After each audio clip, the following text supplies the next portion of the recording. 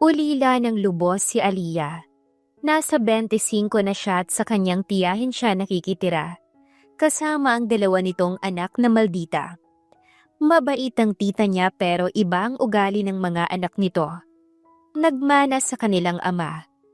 Ilang beses nang nadurog ang kanyang puso dahil hiniwalayan siya ng kanyang naging boyfriend.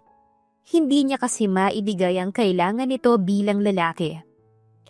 Nangako siya sa kanyang sarili na hindi muna siya iibig pang muli. Hanggang sa makilala niya si Arman, ang gwapong mekaniko. Sa edad na 45 years old, nanatili itong single. Hindi alam ni Aliyah na isa palang bilyonaryo si Arman, na namumuhay lang ng simple dahil iyon ang paraan ni Arman para hanapin ang babaeng mamahalin siya ng totoo. Na kahit isa lang siyang mekaniko at mahirap, magagawa pa rin siyang mahalin ng totoo. Mapipigilan kaya ni Aliyah ang sariling huwag mahulog kay Arman na inaasar niyang manong? Magagawa rin kayang panindigan ni Arman ang pangako sa kanyang sarili na hindi siya magmamahal ng mas bata sa kanya ng maraming taon? Ayoko na talaga. Mga pasneya talagang mga lalaking minamahal ko.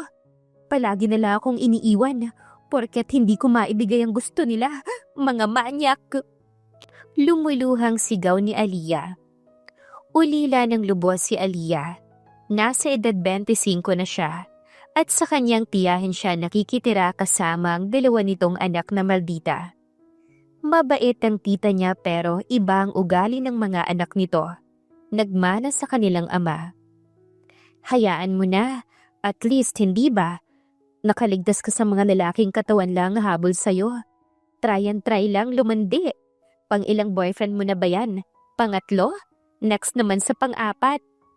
Tumatawang sabi ni Carol na kanyang kaibigan. Doon ka na lang kasi sa lalaking mas matanda sa'yo, sa hindi mo kaedad. Kahit ako, gusto ko na lang na mas matanda sa akin. Kasi hindi pa matured mag-isip ang mga ex mo. Mga utak mong gupang mga yan. Sabi naman ni Anita. Sina Anita at Carol ay ang matalik na kaibigan ni Aliyah. Matagal na silang magkakaibigan. Ang dalawa niyang kaibigan ang nasasandalan ni Aliyah kapag mayroon siyang problema. Marahas na kumamot si Aliyah sa kanyang ulo. Hay nako, bahala na. Parang stop na muna ako sa kalandian kong to. Focus na lang muna ako sa trabaho ko. Maigi pa kaysa magkaroon ng boyfriend. Oo, inaamin ko na masarap magkaroon ng boyfriend dahil pakiramdam ko may kakampi ako. Pero kung sasaktan lang din pala ako, wag na lang. Ikaw ang bahala, matanda ka na. Caribals mo na yan. Basta ang payo ko sa'yo, kung magbo-boyfriend ka sa susunod, doon na sa hindi mo kaedad. Masarap magmahal ang isang matandang lalaki. Nakangising wika ni Carol. Yes, yung uugod-ugod at hindi na tinatayuan. Charing, doon ka sa mga edad 35 to 40. Yang ganyang edad, ikaw talaga ang baby niyan. Ang sarap sa feeling. Dagdag pang sabi ni Anita. Napailing na lang si Aliyah. Kinuha niya ang kanyang cellphone at saka pinagbubura ang mga pictures nilang dalawa ng kanyang ex. Bumuntong hininga siya at saka pinahid ang kanyang luha. Kumain ka na, Aliyah. Tinirahan kita ng ulam. Nakangiting wika ng kanyang tiyahin. Maraming salamat po, tiya. The best po talaga kayo. Naluluhan niyang sabi. Mabait ang kanyang tita Rona sa kanya at ramdam niyang tinuturing siya nitong anak. Pero ang asawa nito ay hindi ganon sa kanya. Paimportante ka talaga, no? Ginabi ka na naman kakagala mo. Balita ko, iniwan ka na naman ng boyfriend mo. Kawawa ka naman. Mapang-asar na sabi ng kanyang pinsan. Pasimpleng kinuyom ni Aliyah ang kanyang kamao. Talagang iba ang ugali ng kanyang pinsang si Ella. Palibhas ay nagmana ito sa ama nito. Nasa edad 22 si Ella, ngunit wala itong galang sa kanya. Tumahimik ka na nga, Ella. Bakit ba ganyan ka sa pinsan mo? At ano naman kung gumagala siya? Nagbibigay naman siya sa atin. May ambag siya sa mga kinakain niya dito, kaya hindi ka dapat ganyan. Ikaw pa nga itong walang trabaho eh. Suway ng kanyang tiyahin sa anak nito. Umirap si Ella. Kinampihan niyo na naman ang babaeng yan, mama. Parang mas anak pa ang turing mo sa kanya kaysa sa akin. Wika ni Ella bago naiiling na lumakad papasok sa kanyang kwarto. Bumuntong hininga ang kanyang tiyahin at saka siya nito hinawakan sa balikat. Ay, pagpasensyahan mo na ang pinsan mo kahit ano pang gawin ko. Kahit na pinagsasabihan ko siya palagi, hindi talaga siya nakikinig. Palibhasa kasi, na-spoiled sa papa niya. Alam mo naman ang ugali ng asawa ko. Hayaan mo, tiyaga lang. Alam kong yayaman ka balang araw. Maraming salamat po, tita. Kapag yumaman po talaga ako, hindi ko po kayo makakalimutan. Bibigyan ko po kayo. Babawi po ko sa mga ginawa niyong kabutihan sa akin. Salamat po sa pagmamahal niyo sa akin, tita. Naluluhang wika ni Aliyah. Huwag mo na munang isipin yan. Hindi mo kailangang bumawi sa akin. Ginawa ko lang ang dapat dahil pamangkin kita. Anak ka ng kapatid ko at mahal kita. Sambit naman ang kanyang tita Rona. Matapos mag-almusal ni Aliyah ay naglinis siya ng bahay. Mamaya kasing hapon ay mag-aasikaso na siya sa kanyang sarili. Dahil papasok na siya sa trabaho bilang call center agent. Sahod na natin next month. Excited na akong bumili ng bagong damit at sapatos. Ikaw ba? Kailan ka bibili ng para sa'yo?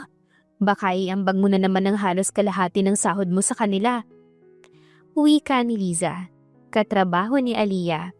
Maayos pa naman ang damit ko sa sapatos. Isa pa, maliit na halaga lang kasi ang binibigay ng asawa ni Tita Rona. Doon din ako nakatira, kaya dapat lang na mag-ambag ako. Sambit ni Aliyah. Napahampas sa mesa si Liza.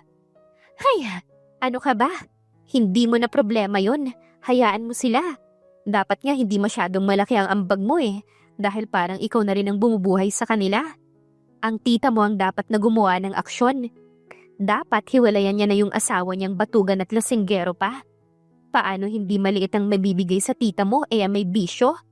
At isa pa, ang sasama ng ugali ng mga pinsan mo. Bakit ba ayaw mo nilang umupa malapit dito? At least, makakagalaw ka pa ng maayos. Walang maninita sa'yo. Yumuko si Aliyah. Hindi ko kayang iwan ng tita Rona ko. Sobrang bait niya sa akin. At parang nanay ko na talaga siya. Kapag umalis ako doon, lalo lang siyang malulungkot. Sa akin siya naglalabas ng sama ng loob niya.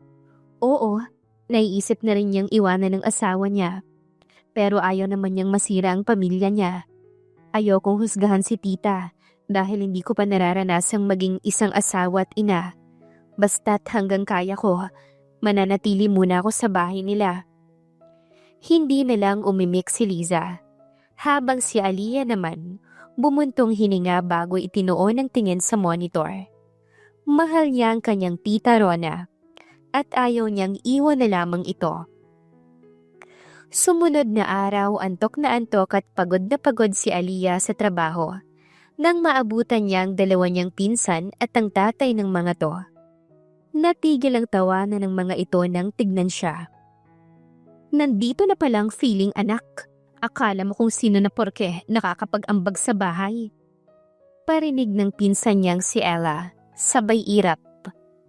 Bakit kasi ayaw mo pang mag-work, ate? Para maghari-harian ka na rin dito sa bahay katulad niya? Sulsul pa ng isa niyang pinsan.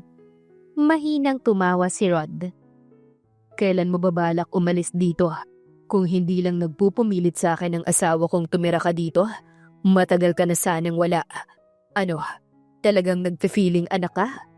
Hindi mangyayari yon. Wala naman akong anak na mayabang. Napakurap si Aliyah kasabay ng pangingilid ng kanyang luha. Kailan po ba ako naging mayabang sa inyo, tito? Kailan po ba ako nagyabang? Kung mayabang ako, kung ano-anong gamit o pagkain na sana ang pinaiinggit ko sa inyo, pero wala namang ganon.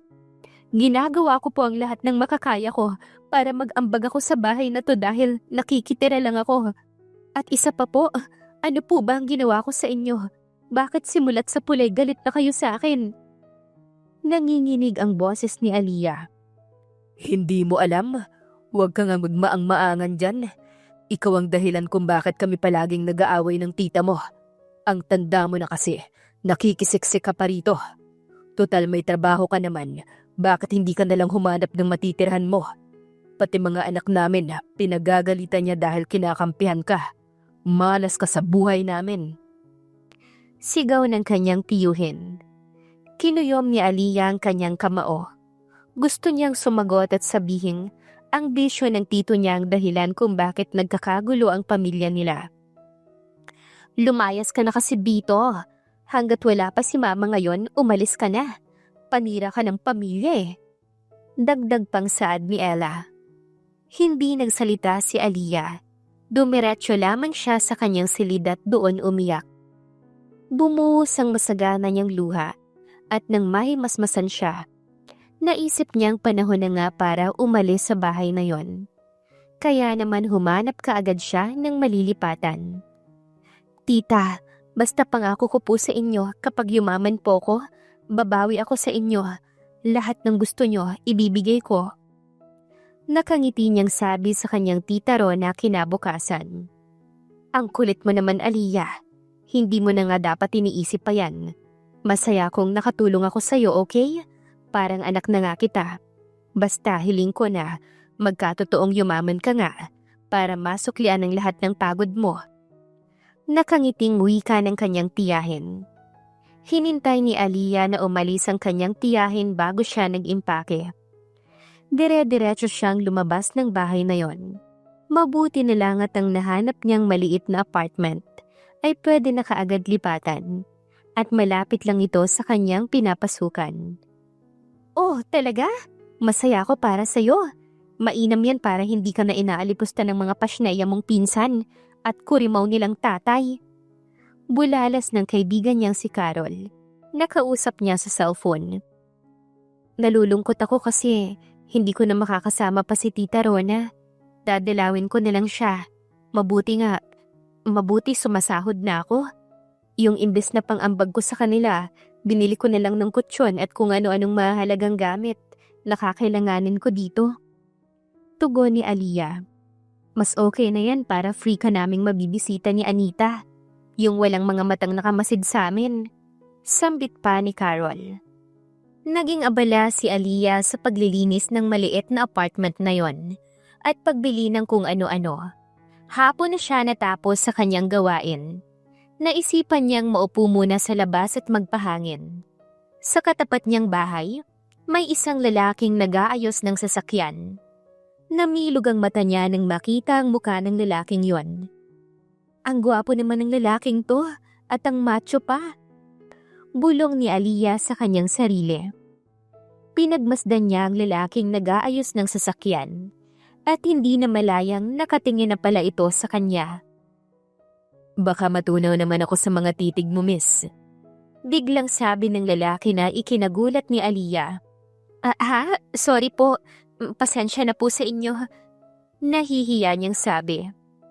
Si Arman ang nakatira sa simpleng bahay na katapat lang ng apartment ni Aliyah.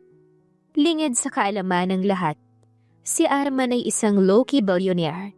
Sa edad na 41 years old, wala pa siyang nagiging asawa. Hinahanap niya kasi ang babaeng mamahalin siya, hindi lang dahil sa perang meron siya. Kaya nagpapanggap siya na simpleng tao. Hindi na bale, bagong lipat ka dyan? Tanong ni Arman sa kanya. Yes po, kanina lang pong umaga. Mekaniko po kayo? Tanong ni Aliyah. Oo, at marunong din akong magpintura ng sasakyan at gumawa ng mga cabinet. Kalimitan sa mga lumilipat dito, nagpapagawa sa akin ng mga cabinet. Magpapagawa ka rin ba? Napangiwi si Aliyah nang maalalang nasa karton lang nakalagay ang damit niya. Siguro po sa susunod na lang, wala pa po kasi akong budget. Simpleng tangulang ang sinagot ni Arman. Nagpatuloy na ito sa kanyang ginagawa. Habang si Aliyah naman, pumasok na sa kanyang inuupahan at sinilip mula sa labas ang binata. Kumusta ka naman dyan, Aliyah? Pasensya ka na sa mga sinasabi nila. Alam kong may hindi sila magandang sinabi sa'yo kaya umalis ka rito. Sa totoo lang, Nasaktan ako sa pag-alis mo dahil pakiramdam ko, mag-isa na lang ako rito.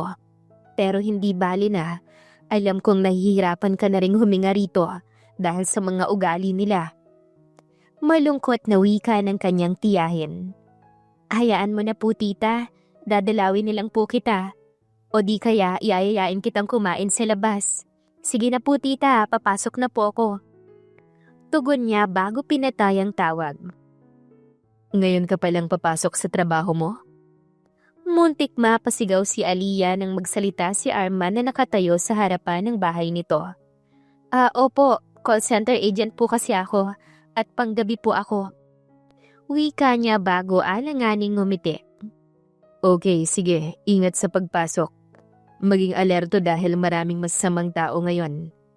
Wika ni Arman bago tumalikod. Nagkibit balikat na lamang si Aliyah bago nagsimulang maglakad. Naisip niyang bigla ang ex niya na palagi siyang sinasabihan na mag-ingat kapag papasok sa trabaho.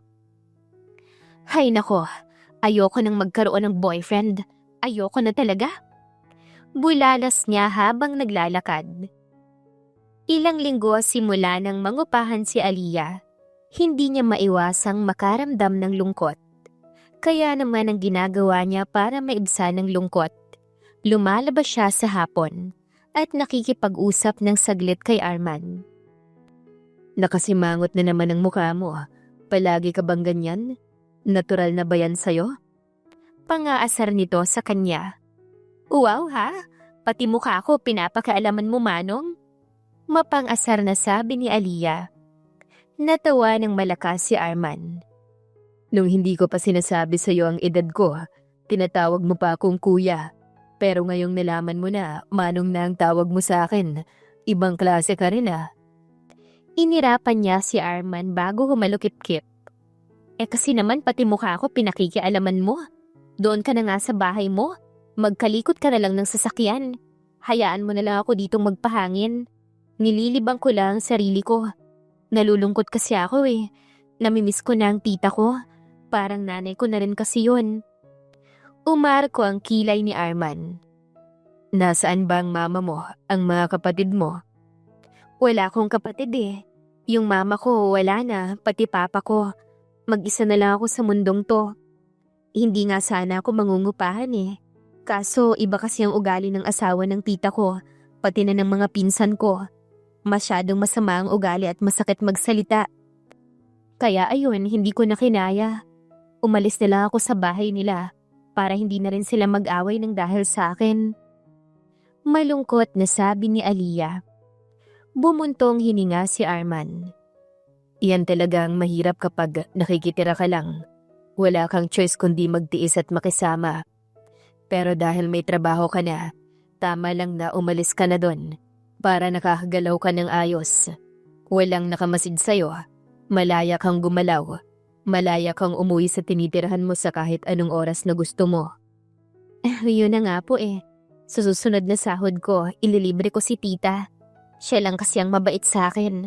Siya lang ang nagtatanggol sa akin mula sa asawa niya, pati sa mga anak niyang masama ang ugali. Kapag yumaman talaga ako, bibigyan ko ng malaking pera si tita. Hirap na rin si tita sa asawa niya.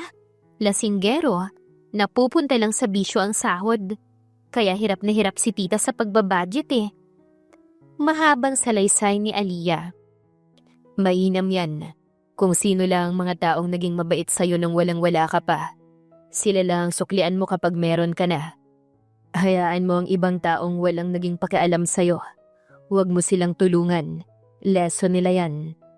Dagdag pang sabi ni Arman. Alam ko naman po yun. Kaya talagang humanda sa akin ang mga nangaapi sa akin. Yung pinsan ko, yung tito kong masama ang ugali. Huyo talaga sila sa akin. Grabe sila sa akin kung makapagsalita. Naakala mo, wala talaga akong naging ambag sa pamilya nila. Hinihiling ko na lang talaga na sana matauhan si Tita Rona. Sana magawa na niyang iwanan ng lalaking yon. Wala naman naging ibang dulot sa kanya ang lalaking yon kundi sakit ng ulo. Kaya siguro tama lang din natanggapin kong wala pang matinong lalaki para sa akin. Dahil lahat nga walang utak at puro kalandian lang alam. Inis na wika ni Aliyah. Tumawang bigla si Arman. Bakit kasi gustong-gusto mong magkaroon ng boyfriend? Tapos kapag iniwan ka at niloko ka, iiyak-iyak ka naman. Ikaw din kasi ang may kasalanan. Inirapan niya si Arman. Ano naman sa'yo, Manong? Wala namang masama kung mag-boyfriend ako ng mag-boyfriend. Hindi naman ako nagpapagalaw sa kanila. Hanggang kiss at hug lang. Naningkit ang mga mata ni Arman. Isa pang tawag mo sa akin ng Manong. Lulukutin ko talaga yung mukha mong maliit. Okay, fine. Hindi na. Kuya Arman na lang. Pero in fairness sa'yo ha, hindi halatang pangmanong na ang age mo. Ang layo ng agwat mo sa akin. 45 ka na, tama? At ako naman 25 years old. 20 years ang tanda mo sa akin pero kung titignan, parang kasing edad lang kita. Magic ka. Uwi ka ni Aliyah habang pinagmamasda ng gwapong mukha ni Arman. Ganon talaga kapag hindi stress sa love life na yan. Ikaw kasi nagpapaka-stress ka sa mga bagay na hindi naman dapat pinag-aaksayahan ng oras. Bata ka pa, marami pang lalaki dyan na matitino at hindi mo kailangang magmadali sa pag-ibig. Humaba ang nguso ni Aliyah. Hindi na bata ang edad kong 25 years old dahil babae ako. Mahirap para sa aming mga babae na umabot na sa edad na 30 pero wala pa ring anak. Mahirap nang mabuntis sa ganung edad. Siyempre, gusto kong magkaroon ng anak, no? Madali lang magkaanak kung gugustuhin mo. Ang kailangan mong gawin ngayon ay mag-focus sa pag-iipon. Hindi pwedeng magkakaroon ka na lang ng anak tapos wala kang ipon. Kawawang magiging anak mo niyan. Gusto mo bang magutuman ng anak mo? Natahimik si Aliyah. Naisip niyang tama naman ang sinabi ni Arman. Iba pa rin ang mayroong ipon. Tama ka, sang-ayon ako sa sinabi mo. Ayoko rin na umasa lang sa mapapangasawa ko kung sakali. Gusto ko may sarili akong pera at pinaghirapan ko to. Dahil mahirap nang masumbatan. At isa pa, kaya ko namang magtrabaho at gagawa ko ng paraan para kumita ng pera. Nakangiting sabi ni Aliyah. Ninitian siya ni Arman. Tama yan, ganyan dapat.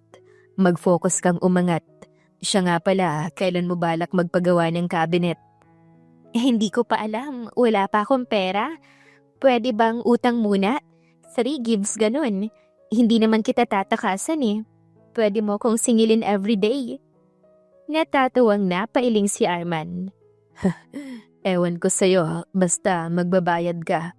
Sisirain ko talaga ang cabinet na ginawa ko kapag hindi ka nagbayad. Napanganga si Aliyah bago humalukip-kip. Grabe ka naman talaga. Ang sama mo na sa part na yun. Oo, magbabayad ako. Basta gawan mo ako ng magandang cabinet. Kawawa naman ang mga damit ko. Sa karton lang nakalagay. Kumumpas ang kamay ni Arman. O siya, manahimik ka na. Ang dami mo nang sinasabi. Gagawa na kita ng cabinet bukas. Balik na ako sa bahay. Mabilis na sabi ni Arman bago bumalik sa bahay nito. Wow, ang galing mo namang gumawa ng cabinet. Nakaka-inlove sa galing. Nakangising sabi ni Aliyah. Tinawanan siya ni Arman. Pati ba naman ako, hindi mo palalampasin? Para mo na akong tito. Tumigil ka nga sa harutan mo, Aliyah. Hindi ka pa ba nagsasawang masaktan? Inirapan niya ang binata.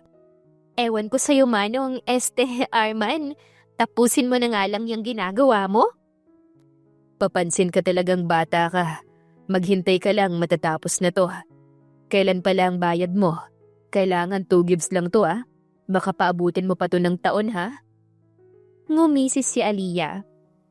Mabait ka naman po, hindi ba? At saka wala namang nakukulong sa utang. Siguro next year na lang kita babayaran. Aniya sabay tawa. Tumigil si Arman sa kanyang ginagawa at saka tinignan siya ng masama. Subukan mong magbayad next year. Sisirain ko ang cabinet na to. At ako na mismong magpapakulong sa'yo. Loko ka. Siniko niya ang binata. Sobra ka naman kung manakot dyan. Oo, magbabayad ako next sahod. Pasensya ka na kung 2 gives pa Wala Mahirap lang kasi ako. At may tinutulungan pa ako. Hindi man niya gustong tulungan ko siya pero ako nang mag-i-insist. Kasi naging mabuti siya sa akin. Mahal na mahal ko ang tita ko.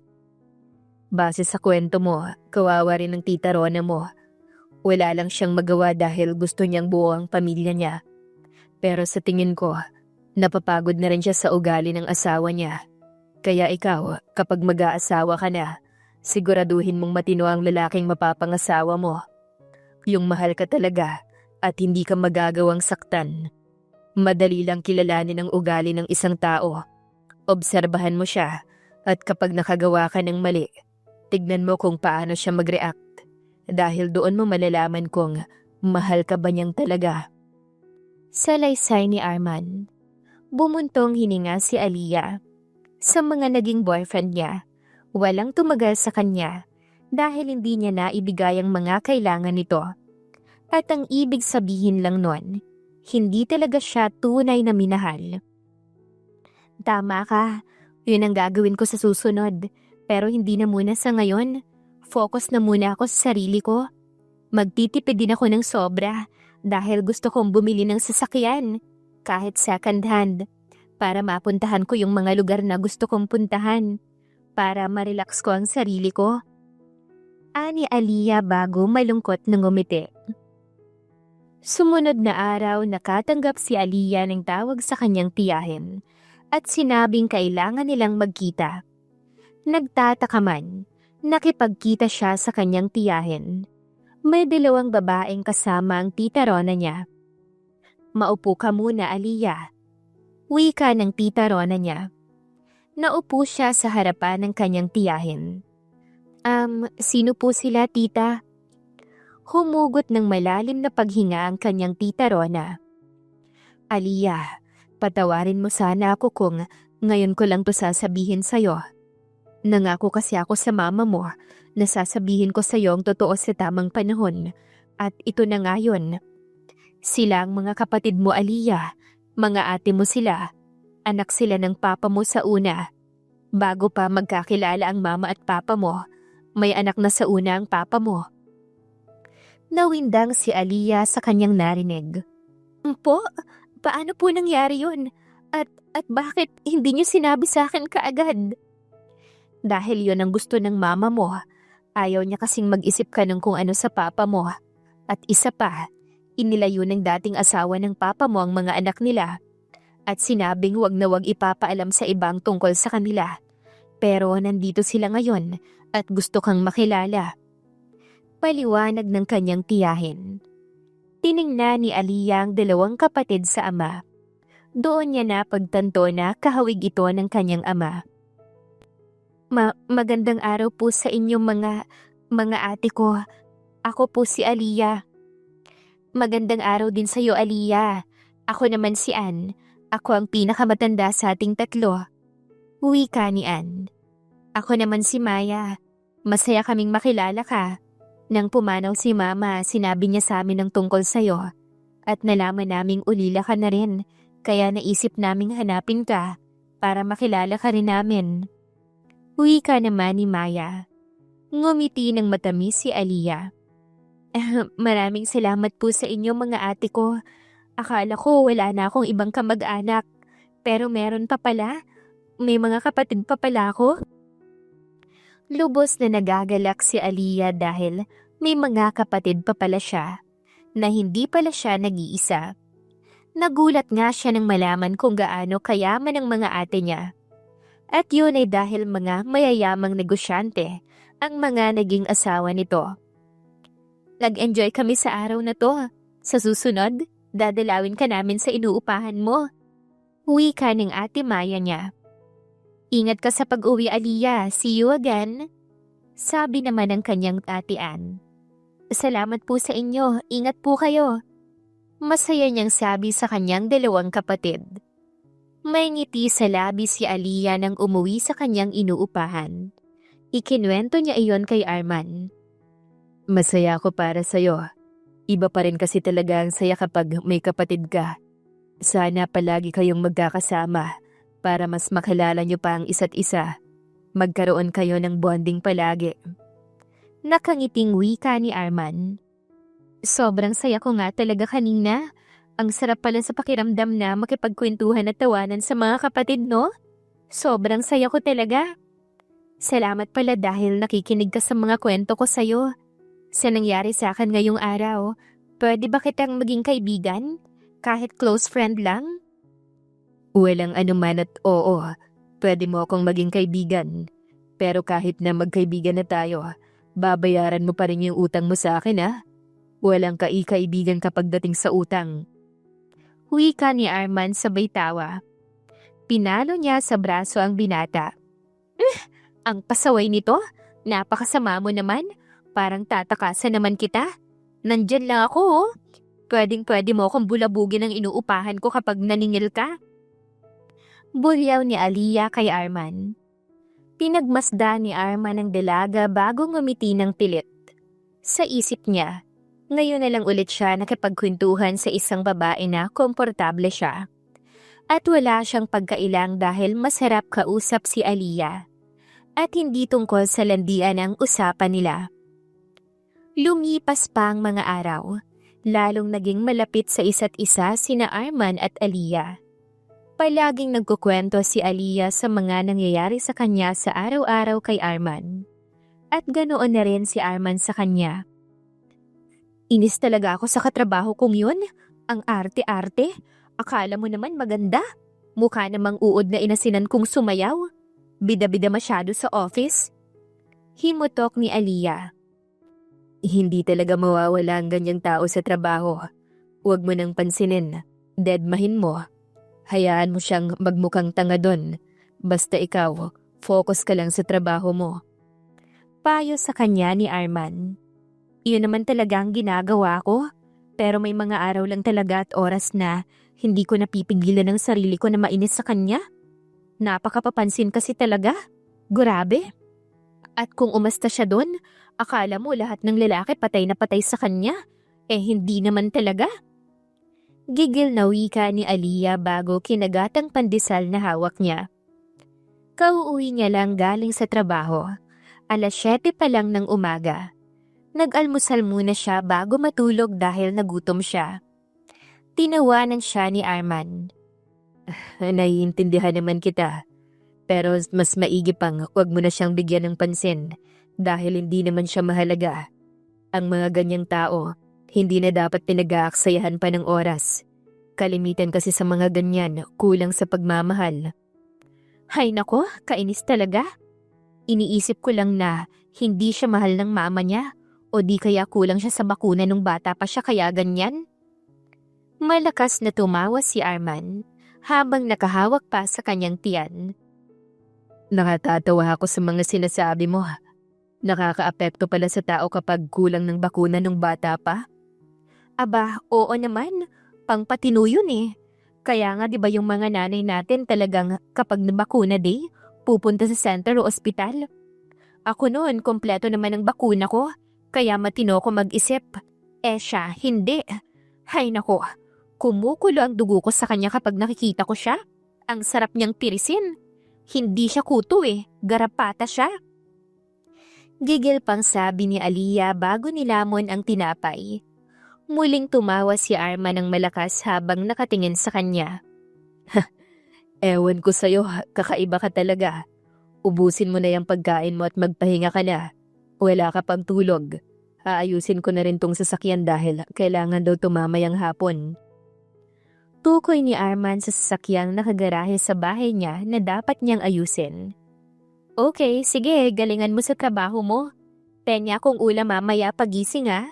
Sa susunod, ikaw naman ang bibigyan ko ng ulam.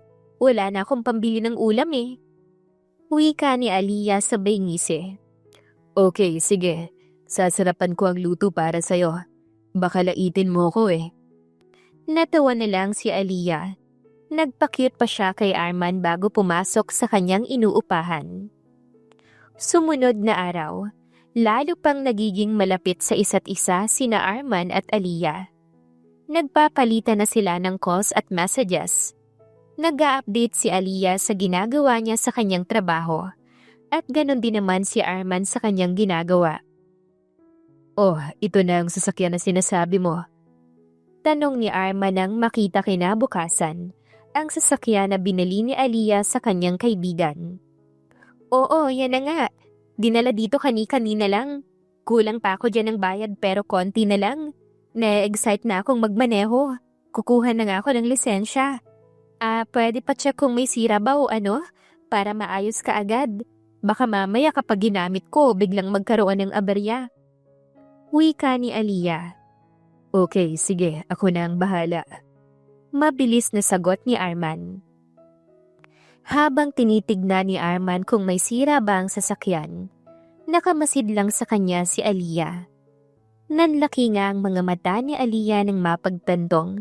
Kanina pa pala siya nakamasid kay Arman. Para bang ayaw niyang alisin ang titig niya sa binata. Goods naman ang sasakyang to. Inayos ko lang yung preno dahil medyo mahina kumagat. Pero ayos na.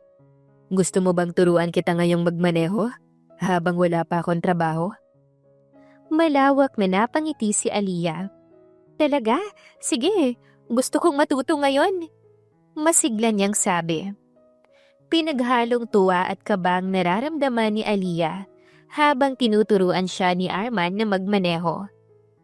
Paikot-ikot lang sila sa lugar na yon. Malawak naman kasi doon kaya naman tuloy-tuloy ang pagmamaneho ni Aliyah. Ano ang nararamdaman mo ngayon? Hindi na nawala ang ngiti sa labi mo Para ka nang baliw dyan. Natatuwang sabi ni Arman. Inirapan siya ni Aliyah. Sobra ka naman makapagsabi ng baliw dyan, Manong. Arman. Siyempre, ang saya ko lang dahil sa wakas, may sasakyan na ako. At talagang ang sarap sa pakiramdam na magmaneho. Sobrang saya ko. Halatangang masaya ka. Kapag aapakan mo ang preno, huwag mo bibiglain dahil baka tumaob naman ang sasakyan mo. Dahan-dahan lang sa pagtapak sa preno. Huwag kang kabahan. Basta dapat maging malikot ang mata mo, lalo na kapag nasa highway ka. Maraming tatanga-tangang driver sa highway. Nandyan yung mga bigla na lang susulpot, kaya dapat maging alerto ka. Payo sa kanya ni Arman. Mabilis na tumango si Aliyah. Ayun na nga kaya palipat-lipat ang tingin ko sa mga side mirror. Baka bigla na lang may bumangga sa likuran ko. Pero wag kang mag-alala, magiging maingat ako sa pagmamaneho. Bukas pala may gagawin ka? Magpapaturo ulit ako sa'yo para kapag kumuha ko ng lisensya, smooth na ang driving ko. Mukhang wala naman akong gagawin bukas, pero dapat bayaran mo ko. Nakangising wika ni Arman. Sinamaan ni Aliyah ng tingin ng binata. Grabe ka naman, bayad talaga? Hindi ba pwedeng tulong mo na lang yun sa akin? Napaka mo, bahala ka na nga dyan. Sa iba na lang ako magpapaturo. Malakas na tumawa si Arman. Biro lang. Sige, bukas tuturuan kitang mag-drive ulit.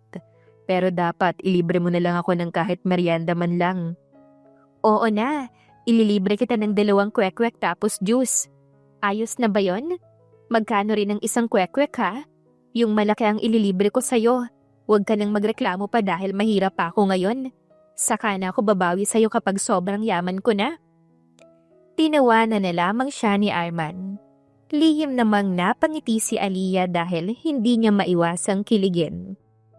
2 linggo ang lumipas simula nang mag-aral magmaneho si Aliyah. Pakiramdam niya, sanay na siyang mag-drive. Talagang hands-on si Arman sa pagtuturo sa kanya. Kaya halos buong araw silang magkasama. Puro sila tawanan at biro ang dalawa. At dahil doon, napagtanto ni Aliyah na may umusbong nangang damdamin sa kanyang puso para kay Arman. Ayan ka na naman, Aliyah. In love ka na naman. Akala ko ba hindi ka na muna mai-in love ha? Nakangising sabi ng kaibigan niya. Hay nako, Aliyah. Pero kasi naman, ang gwapo rin pala talaga ng Manong Arman mo. Hindi halata sa edad niya ang itsura niya. Pero mukhang pihikan sa babae. Baka hindi ka pumasa sa standards niya? Sabi naman ni Carol. Lumabi si Aliyah. Tinanaw niya mula sa bintana si Arman na abala sa pag-aayos ng sasakyan. Maarte nga ang lalaking yan. At alam mo, hindi siya bastos. Hindi siya manyak. Alam mo yung pakiramdam na nagkaroon talaga ako ng kaibigan? Kaya lang nahulog naman ako sa kanya at naiinis ako sa sarili ko. Ramdam kong kaibigan lang din ang tingin niya sa akin. Yun lang, alisin mo na lang ang nararamdaman mo sa kanya dahil baka masaktan ka lang. Kasi kung gusto ka talaga niyan, magpapakita sa'yo ng motibo yan. Pero ikaw na rin ang nagsabi na hindi siya ganun. Baka nga pamangkin lang ang turing sa'yo niyan. Nakangiwing sabi ni Anita. Tumango-tango si Carol. May point si Anita, pero malay mo naman, di ba? Hindi rin kasi ako sigurado, Aliyah. Ang sa akin lang, ayokong masaktan ka na naman. Kaya siguro mainam na huwag ka na munang umamin sa kanya. Baka i-reject ka lang niya. Bumuntong hininga si Aliyah. Tama ka. Hindi ko talaga amining may gusto na ako sa kanya, no? Bahala na. Tamang sulyap na lang muna ako sa kanya mula sa malayo. Tingnan mo, ang sipag niya. Ang gwapo niyang mekaniko. Ang galing pang gumawa ng cabinet.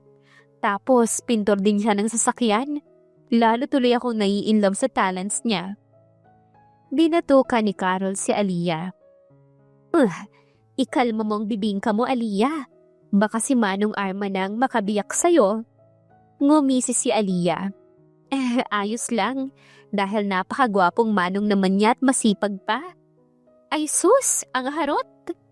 Bulyaw ni Anita sa kanya. Matapos ang kwentuhan nilang tatlong magkakaibigan, nagpaalam na sina Carol at Anita sa kanya. Lumabas naman ng bahay si Aliyah. Pinagmasdan niya si Arman na abala sa pag-aayos ng sasakyan. Oh my gulay! Ang sarap naman ng manong na to! Grabe ang katawan, parang modelo. Ang sarap kurutin ng abs. Wika ni Aliyah sa sarili bago humagikik. Napansin ni Arman na nakatingin si Aliyah sa kanya, kaya tinaasan niya ito ng kilay. Bakit parang baliw kang nakangiti dyan habang nakatingin sa akin? Pinagpapantasyahan mo ba ako? Manahimik ka, Aliyah. Masyado na akong matanda para sa'yo. Ayoko sa babaeng mas bata ng maraming taon sa akin. Seryosong wika ni Arman. Nabasag ang pagpapantasya ni Aliyah. Di wow, hindi kita pinagpapantasyahan, no? Natatawa lang ako dahil ang dungis mo at pawis na pawis. Naiisip ko lang na baka amoy baktol ka na. Sigaw niya sa binata. Tumawa ng mahina si Arman. Hoy, kahit maligo pa ako ng pawis, wala akong ganun. Walang amoy ang underarm ko. Malinis ako sa katawan, no? Baka mga ex mo ganun, mababaho. Humalukip-kip si Aliyah. Naalala niya ang isang ex niyang may putok. Oo, meron nga akong isang ex na may putok. Grabe, nakakahilo ang amoy niya. Hindi na tumatalabang pabango. Para akong mahihimatay sa kabahuan kapag niyayakap niya ako eh. Natatawang umiling si Arman. Bahala ka nga dyan, may gagawin pa ako. Ani Arman bago nagpatuloy na sa kanyang ginagawa. Nilapitan ni Aliyah ang binata at saka pinagmasdan ang ginagawa nito. Habang nakatingin siya kay Arman, lalong nagagupuhan siya sa binata. Nakakatakot ka na, Aliyah, parang minamanyak mo na ako. Lumayo ka nga sa akin. Tumatawang sabi ni Arman sa dalaga. Nanlaki ang mga mata ni Aliyah. Ano? Para kang timang? Anong minamanyak ka dyan? Hoy, wala akong ganung intensyon sa'yo, no, Manong Arman? Tinitignan ko lang ang ginagawa mo. Manong ka ng manong sa akin, pero panay naman ang tingin mo sa katawan ko. Naku, Aliyah, umayos ka nga. Hindi ako pumapatol sa bata. Pangaasar ni Arman. Humalukip-kip si Aliyah. Sus, hindi natin sigurado. Baka isang araw magising ka na lang na ako na pala ang mahal mo. Huwag kang magsalita ng tapos dyan, Manong Arman. Sa ganda kong to, imposibleng hindi ka ma-in love. Malakas na tumawa si Arman. Sige lang, magbuhat ka lang ng sarili mong bangko. Basta ako, sinabihan na kita. Huwag ako, Aliyah. Hindi ako pumapatol sa bata. Inismira ni Aliyah si Arman bago umikot ang kanyang mga mata. Natatuwang nagpatuloy sa kanyang ginagawa si Arman. Ngunit pasimple niyang sinusulyapan si Aliyah na ngayon ay abala sa pagkalikot ng kanyang cellphone. Hindi pwede. Bulong ni Arman sa sarili bago itinuon ang tingin sa sasakyan na kanyang inaayos. Sa totoo lang, napapalagay na rin ang loob ni Arman kay Aliyah, lalo na noong naging sobrang close silang dalawa at nagpapalitan na ng messages kapag hindi sila magkasama. Ngunit pinipigilan niya ang sariling tuluyang mahulog kay Aliyah dahil masyadong malayo ang agwat ng kanilang edad. 25 years old pa lang si Aliyah at siya naman ay 45 years old na. Masyadong malayo. Hindi sila nababagay. Balik na nga ako sa bahay. Magpapahinga na lang muna ako. Kapag hindi ka busy, sana masamahan mo ako bukas sa mall. Kinakabahan akong magmaneho sa highway. At least kapag nandyan ka, kakalma ako. Wika ni Aliyah. Napalunok ng laway si Arman bago mabagal na tumango. Sige, sasamahan kita. Matamis na ngumiti si Aliyah dahilan para mapakurap ng maraming beses si Arman. Maraming salamat Manong Arman. You're the best of all. Ani Aliyah sabay kindat. Ilang buwan pa ang lumipas, hindi na kinakaya pa ni Aliyah ang paglilihim ng kanyang nararamdaman para kay Arman. Nagsiselo siya sa tuwing may babaeng papansin kay Arman. Parang gusto niyang sabunutan ang mga babaeng yon. Ngiti-ngiti ka habang kausap yung kliyente mong babae na halos ilabas na ang dibdib. Ang ganda niya, no? Sexy pa? Nakangising sabi ni Aliyah sabay irap kay Arman. Sa itsura, oo, masasabi ko namang maganda siya.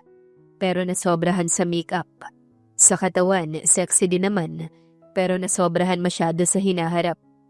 Hindi naman ako mahilig sa malalaking ganon. At isa pa, wala nga siyang balakang. Kaya hindi ko rin masasabing sexy talaga siya. Seryosong pahayag ni Arman. Tumawa si Aliyah. Sus, kunwari ka pa. Kitang-kita ko ang napapatingin ka sa dibdib niya eh. Kunwari ka pa dyan. Gustong-gusto mo naman yun. Gusto mong magpakalunod sa ganon, hindi ba?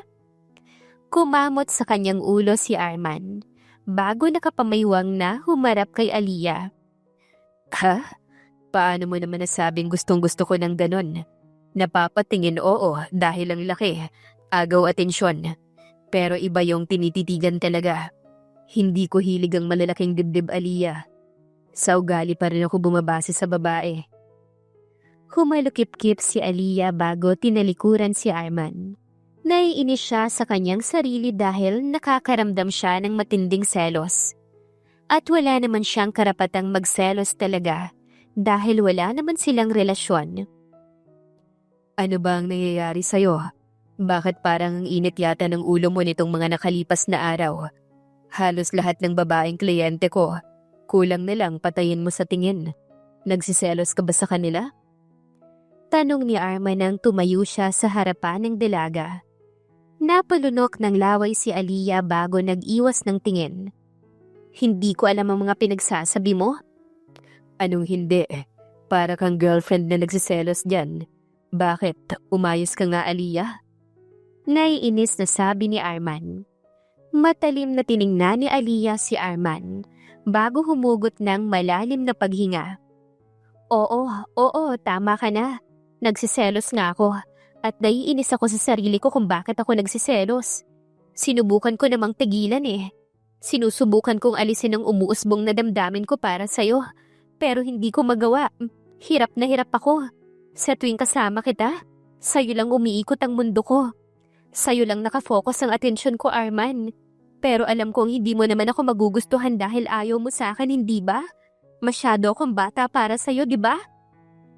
Garalgal ang tinig ni Aliyah. Makailang ulit na lumunok ng laway si Arman habang nanlalaki ang mga matang nakatingin kay Aliyah. Oh. Tanging nasabi niya bago humawak sa kanyang ulo. Muli niyang sinalubong ang tingin ng dalaga. Sabihin mo nga sa akin, nagbibiro ka lang hindi ba? Wala kang nararamdaman sa akin di ba? Pinaprank mo lang ako di ba? Sunod-sunod na tanong ni Arman. Tumulo ang butil ng luha sa mata ni Aliyah nang umiling siya. Hindi kita pinaprank, Arman. Hindi ako nagbibiro. Seryoso ako. Hindi ko alam kung kailan, kung paano. Pero alam ko sa sarili ko na hindi lang kita basta gusto, Arman. Mahal na kita. Nanginginig na sabi ni Aliyah. Kulang na lang lumuwa na ang mata ni Arman sa labis na panlalaki bago siya tumingin sa ibang direksyon. Sinabi ko na sa iyong huwag ako, Aliyah. Ayos na sa akin na magkaibigan tayo. Hindi ako pumapatol sa mas bata sa akin. Napakalaki ng agwat ng edad natin. 20 years. Masyado na akong matanda para sa'yo. Sa iba ka na lang. Sa iba mo na lang ibaling ang pagmamahal mo. Ayoko sa'yo, Aliyah. Pasensya ka na. Nadurog ng pino ang puso ni Aliyah sa sinabing yon ni Arman. Hindi na lang siya nagsalita. Bagkus, tumakbo siya papasok sa kanyang inuupahan. Mabilis siyang nagtago sa kwarto at doon humagulhol. Parang tinipig ang puso niya.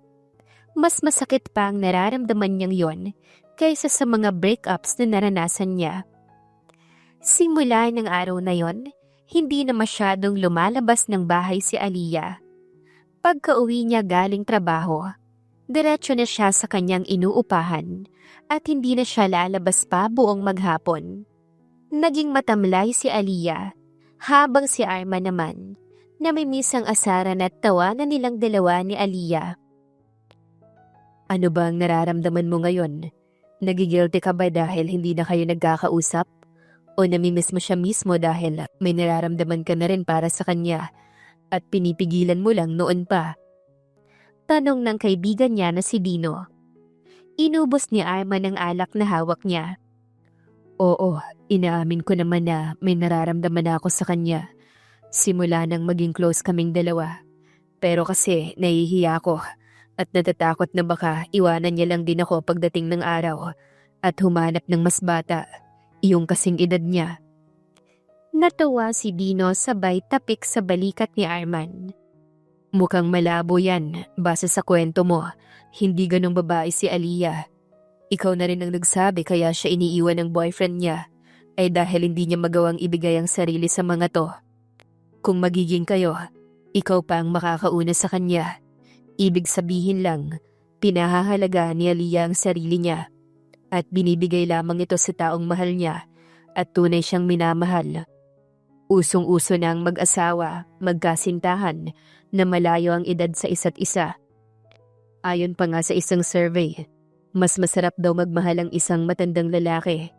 Hindi ka naman senior citizen eh. Hindi nga halata sa mukha mo ang edad mo. Humugot ng malalim na paghinga si Arman. Tama ka. Hindi pa naman ako sobrang matanda talaga. At totoo ang nararamdaman ko para kay Aliyah. Hindi ito tawag ng laman. Salamat dahil sinamahan mo ako rito sa bahay. Naliwanagan ako. Napagtanto kong mahal ko na rin pala siya. Tinipigilan ko lang ang sarili ko. Aminin mo na sa kanya kung ano ang tunay mong nararamdaman, Arman.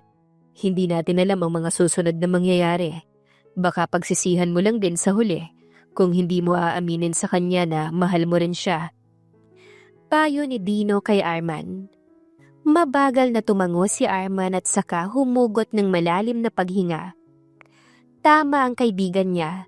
Dapat lang na kumilos na siya dahil nararamdaman niyang si Aliyah na ang babaeng matagal niya nang hinihintay. 3 araw pa ang lumipas. Pinuntahan na nga ni Arman si Aliyah sa inuupahan nito. Laking gulat niya nang makita si Aliyah dahil namayat ito at halatang walang maayos na tulog. Anong ginagawa mo dito? Umalis ka na. Ayokong makita at makausap ka pa. Halos pabulong na sabi ni Aliyah.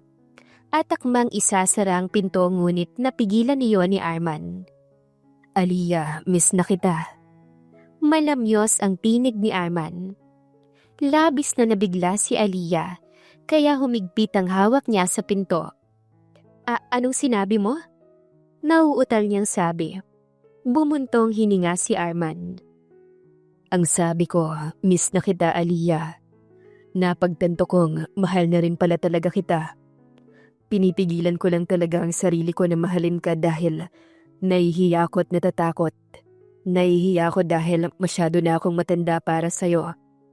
At natatakot na baka iwan mo lang din ako pagdating ng araw at hahanap ka ng mas bata sa akin o kasing edad mo lang na lalaki. Ewan ko sa'yo, ang sama mo. Hindi mo ba alam na araw-araw akong umiiyak dahil nasaktan ako ng sobra sa mga sinabi mo? Sinubukan ko naman talagang pigilan ang nararamdaman ko dahil alam kong ayaw mo sa akin pero hindi ko nagawa. Talagang nahulog na ako sa'yo. Ang sarap mo kasing kausap, tapos ang sipag mo pa. Natutuwa ako sa galing mo bilang mekaniko, pintor at talagang perfect ang paggawa mo ng cabinet ko. Kaya pasensya na kung minahal kita, Arman. Lumuluhang sabi ni Aliyah. Niyakap ni Arman ng mahigpit si Aliyah. I'm sorry, Aliyah. Natakot lang talaga ako at nag-alangan. Pero para sa'yo, susugal ako dahil mahal kita. Kumalas ng yakap si Arman kay Aliyah at saka nagkatitigan silang dalawa. Napapatingin sila sa labi ng isa't isa. Tila nag-init ang paligid pati na ang kanilang mga katawan. Unti-unting inilapit ni Arman ang kanyang muka kay Aliyah. Pumikit ang dalaga habang hinihintay ang labi ni Arman na lumapat sa kanya. At sa gabing iyon, isinuko ni Aliyah ang kanyang sarili kay Arman. I love you, Aliyah. Napapaos na bulong ni Arman matapos niyang maabot ang langit. Pinunasan ni Arman ang pawis niya sa noo. I love you too, Arman. Habol hiningang tugon ni Aliyah. Matapos ang gabing iyon, nagkaroon na nga ng label ang kanilang pagkakaunawaan. Isang buwan ang lumipas. Niyaya ni Aliyah ang kanyang mga kapatid at ipinakilala si Arman bilang boyfriend niya. Sa isang kilalang kainan sila nagkita, kasama ng mga kapatid niya ang mga partner nito. At ang mga to ay mayayaman talaga. Sandali lang, love. Punta na ako saglit sa comfort room. Wika ni Arman bago siya hinalikan sa labi. Nang makaalis si Arman, tumikim ang kanyang atean. Aliyah, hindi naman sa nakikialam ako sa buhay mo, pero matanda na siya, hindi ba? Wala man lang ba siyang ipon? Pagiging mekaniko lang ba ang alam niya? Nakangiwing sabi ni Ann. Oo, gwapo siya pero aanhin mo naman ang kagwapuhan. Kung nagugutuman ka naman, hindi mo may bibili ang mga gusto mong pagkain o gamit. Gayahin mo kami, mga mayayaman ang inasawa namin. Wala kaming problema sa pera. Lahat ng gusto namin nabibili namin. Aliyah, maganda ka. Gamitin mo ang ganda mo para makabingwit ka ng mayamang lalaki. Huwag sa gwapo na pero mahirap naman. Ikaw din ang kawawa kapag nagkaanak kayo. Isipin mo na lang ang future ng magiging anak mo. Sabi pa ni Maya. Napayuko si Aliyah at nakaramdam ng panliliit. Nasasaktan din siya para kay Arman dahil sa sinabi ng kanyang mga kapatid. Aliyah, kung ako sa'yo, gawin mo lang experience ang boyfriend mong yan. Tanda-tanda na, wala pa ring pera. Maging practical ka, Aliyah. Doon ka sa lalaking mayaman at kayang ibigay ang lahat ng gusto mo. Ani-an bago nakipag-apir pa kay Maya. Pagka-uwi nila, biglang niyakap ng mahigpit ni Aliyah si Arman. Nagtataka naman ang kanyang nobyo pero gumanti ito ng yakap sa kanya. Love, may problema ba? Tanong niya. Pilit na ngumiti si Aliyah. Wala naman. Aniya bago nag-iwas ng tingin. Hinawakan ni Arman sa mukha ang kanyang nobya at saka iniharap ito. Love, anong problema? Hindi mo na ako kaibigan. Boyfriend mo na ako. Kaya siguro naman deserve kong malaman kung anong problema mo, hindi ba? Nandito ako para sa'yo, palagi. Hindi na napigilan pa ni Aliyah na maluha. Kasi kanina nung nagtungo ko sa banyo, may sinabi sina ate tungkol sa'yo at nasaktan ako. Garalgal ang boses ni Aliyah. Nag-aalalang pinahid ni Arman ang luha ni Aliyah. Bakit? Anong sinabi nila sa'yo? Umiiyak na tumingin si Aliyah sa mga mata ni Arman. Nilait ka nila. Ang sabi nila sa akin, dapat gayahin ko sila. Mayayaman ang asawa. Ikaw daw ang tanda-tanda mo na wala ka pang pera. Mekaniko ka lang daw. Iwan na lang kita. Humanap daw ako ng lalaking mayaman. Yung ibibigay lahat ng gusto ko. Nasaktan ako sa mga sinabi nila. Hindi ko naman kailangan ng ganun dahil kaya ko namang magtrabaho. Hindi tama na nilait ka nila. Ayoko na silang makita pa. Ani Aliyah sabay hagulhol. Mahinang tumawa si Arman. Narinig iyon ni Aliyah kaya napatingin siya sa kanyang nobyo. Bakit tumatawa ka pa dyan? Hindi tama ang pinagsasabi nila sa'yo. Galit ako sa kanila. Ngumisi si Arman. Total, hinusgahan na nila ako. Kailangan mo nang malaman ng totoo. Kumunot ang noo ni Aliyah. Ha? Anong totoo? Hindi ako isang mekaniko lang. Isa akong businessman at bilyon ng perang meron ako, love. Bukod pa ang mga food franchise ko, pati na ang mga gusali na pagmamay-ari ko. Sinadya ko talagang magpanggap lang ng mekaniko at simpleng tao para mahanap ang babaeng mamahalin ako kahit wala akong pera. At ikaw yun, Aliyah. Ikaw ang babaeng yun. Kaya huwag kang magalit sa mga ate mo dahil mali sila ng inaakala. Iimbitahan natin ulit sila at gugulatin natin sila. Nakangising wika ni Arman bago mabilis na hinagkan sa labi si Aliyah. Ilang buwan pang lumipas. Inimbitahan ni Aliyah ang kanyang mga ate, pati na ang tita Rona niya. Kasama ang mga pinsan niya pati ang tatay ng mga to. Isi-celebrate ni na Aliyah at Arman ang kanilang monthsary at hindi alam ni Aliyah na magpo-propose na sa kanya si Arman. Wow! Ang ganda naman sa private resort na to. Ang lawak. Mukhang malaking pera ang nagastos niyo rito. Bulalas ng tita Rona niya. At saan ka naman kumuha ng malaking pera para ibukang magandang resort na to? Mataray na sabi ng pinsan niyang si Ella. Baka nagpalimos o di kaya sumideline. Imposible naman yung manong niyang boyfriend ang gumastos dito. Mukhang wala naman yung pera. Hamak na mekaniko lang. Mapanglait na sabi ng tito Rod niya. Masakit yon sa tenga ngunit ngiti lang ang sagot ni Aliyah. Pumasok na po tayo tita sa loob. Nakahanda na doon ng napakaraming pagkain. Sikat na catering services ang kinuha nila. Napakaganda ng disenyo sa stage. Sa centerpiece ang bawat table, pati na ang glazing table. Talagang gumastos ng malaki si Arman para sa celebration na yon. Good evening everyone! Maupo na ang lahat sa kani-kanilang designated seat dahil magsisimula na ang ating event. Ang araw na to ay mahalaga para kina Ma'am Aliyah at Sir Arman. Pero mas mahalaga to kay Sir Arman dahil matagal ding namuhay ng tahimik at simple si Sir Arman. Yon ang naging paraan niya upang mahanap ang babaeng mamahalin siya ng totoo, kahit isa lamang siyang simpleng tao. Ngunit ang totoo, isa siyang multi-billionaire at isa sa pinakamayamang tao sa bansa. Please welcome, Mr. Arman Smith. Napangangang lahat matapos i-anunsyo iyon ng host. Gulat na gulat ang mga kapatid ni Aliyah, pati na ang kanyang pinsan na tito. Hala, siya pala si Mr. Smith?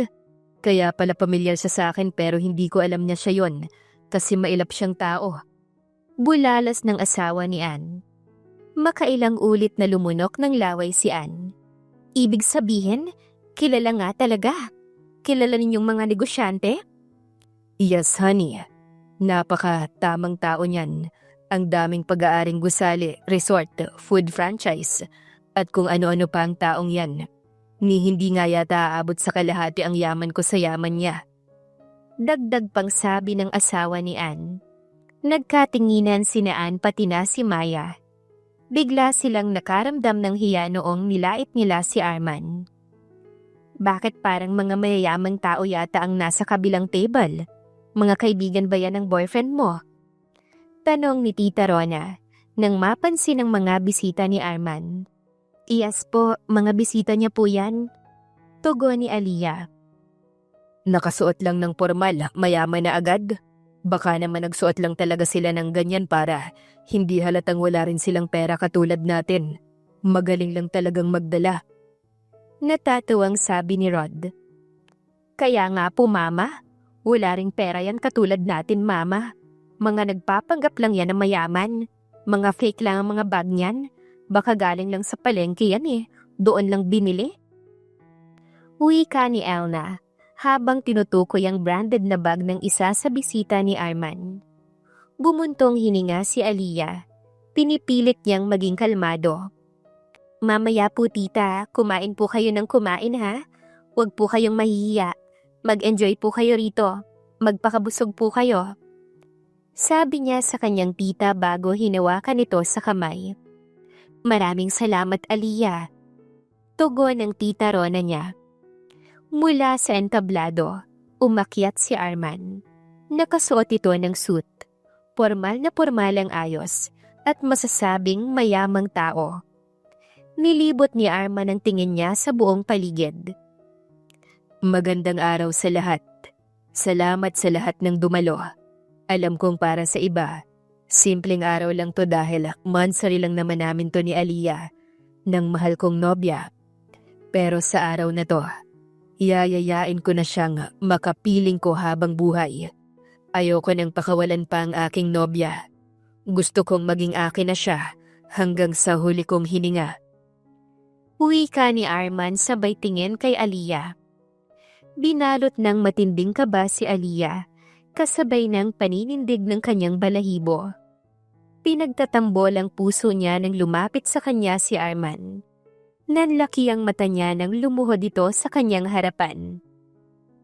Aliyah, love, ikaw ang babaeng gusto kong makasama habang buhay. Ikaw ang nagmahal sa akin ng totoo. Kahit sa pagkakaalam mo, isang simpleng mekaniko lang ako. Ni minsan hindi ka nagreklamo sa kung ano ang ibinigay ko sa'yo. Hindi ka nang hingi ng kahit na anong mamahaling bagay sa akin. At dahil doon, napatunayan kong minahal mo ko ng ako mismo. Mahal mo ko kung sino man ako. At lahat ng meron ako ngayon ay nais kong mapunta lahat sa'yo. Aliyah, will you marry me?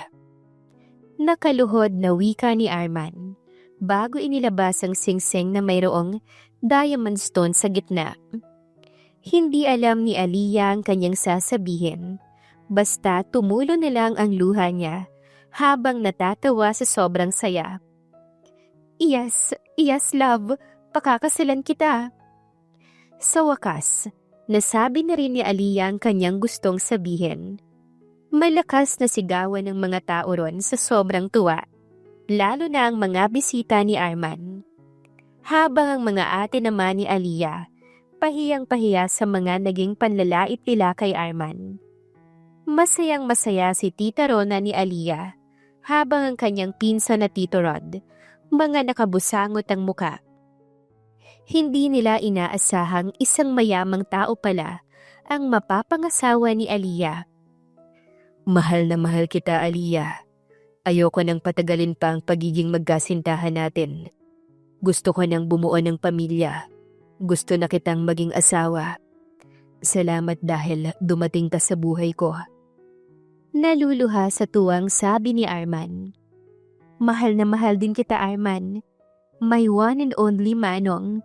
Teka, nasaan pala ang pamunas? Tumulo na ang uhog ko sa kakaiyak. Tumatawang sabi ni Aliyah. Malakas na tumawa si Arman at saka pinunasan ng uhog ni Aliyah bago niya ito binuhat at inikot-ikot. Napapahiyaw sa tuwa si Aliyah habang nakakapit sa kanyang pinakamamahal na si Arman. Nang ikasal sina Aliyah at Arman, imbitado ang lahat ng kanyang mga kaibigan, pati na ang kanyang mga kamag-anak. Humingi ng tawad sa kanyang ate Ann at Maya. Hiyang-hiyang mga to sa kanya. Sorry talaga Aliyah, naging mapanglait kami pero yung asawa mo pala, mas mayaman pa sa asawa namin ni Ann. Pasensya na talaga. Nahihiyang wika ni Maya. Sobra kaming nahihiya sa'yo. Lason talaga sa buhay namin to na huwag manghuhusga ng kapwa. Dagdag pa ni Ann. Nginitian niya ang kanyang mga kapatid. Huwag niyo nang isipin pa yan. Kasal ko ngayon, no? Dapat maging happy na lang tayo. Sige na, kumain na kayo dahil kainan na. Magpakabusog kayo. Wika ni Aliyah sa bayakap sa dalawang kapatid. Sunod na pinuntahan ni Aliyah ang kanyang tita Rona. Nagtataka siya kung bakit ito lang ang naroon. Nasaan po sina Tito Rod pati na yung dalawa kong pinsan? Takang tanong niya. Malungkot ang mata ng kanyang tiyahe na tumingin sa kanya. Wala na kami ng tito mo. Hindi ko na kinaya ang ugali niya.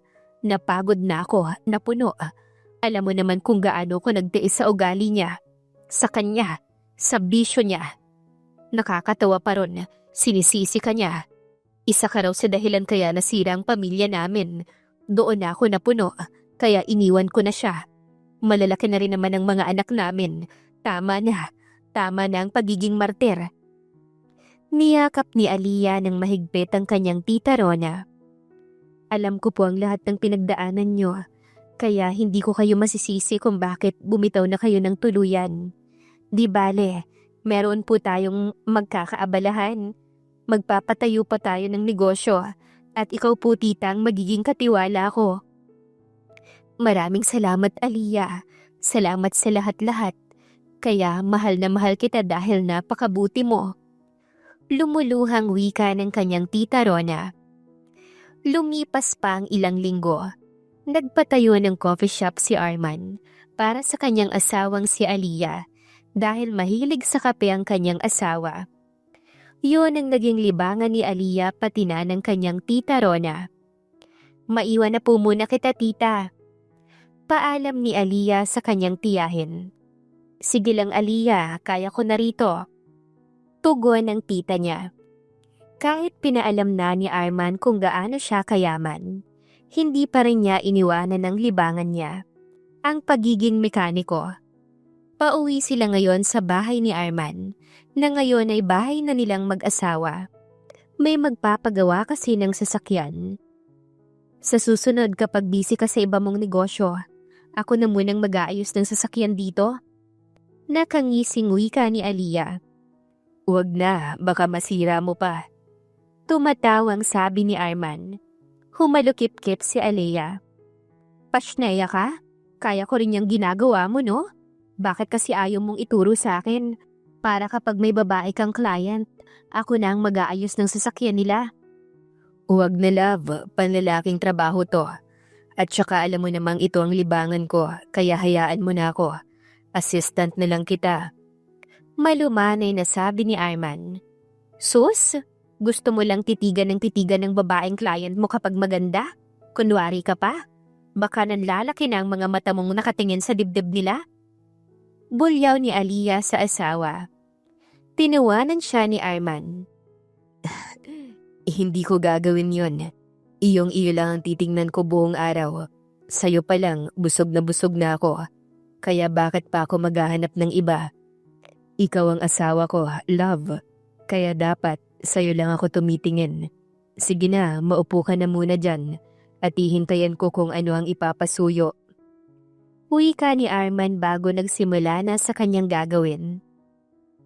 Pinagmasdan ni Aliyah ang kanyang asawa sa ginagawa nito. Ngunit naboring siya makalipas ang ilang minuto. Hanggang sa makaisip siya ng kapilyahan. Love naman, pasaway ka talaga. Sigaw ni Arman nang pahiran siya ni Aliyah ng grasa sa muka. Talagang pasaway ako? Ang gwapo mo pa rin kahit ang dami mong grasa sa muka. Bakit ba ang gwapo mong sobra? Lalo tuloy akong nai-inlove sa'yo eh. Nakangising wika ni Aliyah. Ganun. Ani Arman bago mabilis na lumapit kay Aliyah at saka pinahira ng grasa sa muka ang kanyang asawa. Hoy, pasneya ka? Ang dami mong nilagay. Humanda ka sa akin. Sigaw ni Aliyah bago hinabol ang kanyang asawang si Arman. May lakas na tumatawa si Arman habang tumatakbo. Ilang minuto silang naghabulan hanggang sa mahuli ni Aliyah ang kanyang asawa at pinahira ng grasa sa muka. Tawa sila ng tawang dalawa at dahil madungis na sila, naisipan nilang maligo muna at sabay silang naligo. I love you, love. Hindi na grasa ang ipapahid ko sa mukha mo. Mainit at malapot ko ng pagmamahal. Pilyong wika ni Arman. Harot mo? I love you too, love. Sige lang. Kahit iputok mo pa ang lahat ng yan sa buong katawan ko at mukha ko. Go, push. Pero mas mainam kung iputok mo yan sa loob ko. Tawang-tawang sabi ni Aliyah. Pinagsaluhan nila ang mainit na sandali habang naliligo. At sa bawat araw na lumilipas, walang araw na hindi pinaramdam ni Arman kay Aliyah kung gaano niya kamahal ang asawa. Hindi nagtagal, binayayaan sila ng kambal. Mas lalong naging matibay ang kanilang pagsasama. Kahit napakayaman nila, nanatiling simple ang kanilang pamumuhay at hindi kailanman nagyabang sa kapwa. Ang tita Rona ni Aliyah ay naging abala sa kanyang trabaho hanggang sa nagpaalam ito sa kanya para magtayo ng munting negosyo. Sa tulong ni Arman at Aliyah, lumago ang negosyong yon. Habang ang dating kinakasama ng tiyahin niya, nakulong dahil nahuling gumagamit ng pinagbabawal na gamot. Ang pinsan naman niya ay humingi ng tawad sa kanya at pinatawad niya ang mga to. Naging maayos na ang pakikitungo sa kanya ng dalawa niyang pinsan.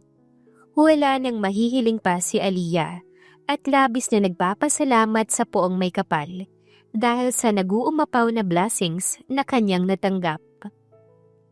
Sa kwentong pag-ibig ni na Arman at Aliyah, makikita ang hindi kailangang magmadali pagdating sa pag-ibig. Dahil may taong nakalaan para sa'yo, na tadhana ang mismong gagawa ng paraan para magtagpo kayong dalawa. Hindi rin hadlang ang edad sa dalawang pusong tunay na nagmamahalan.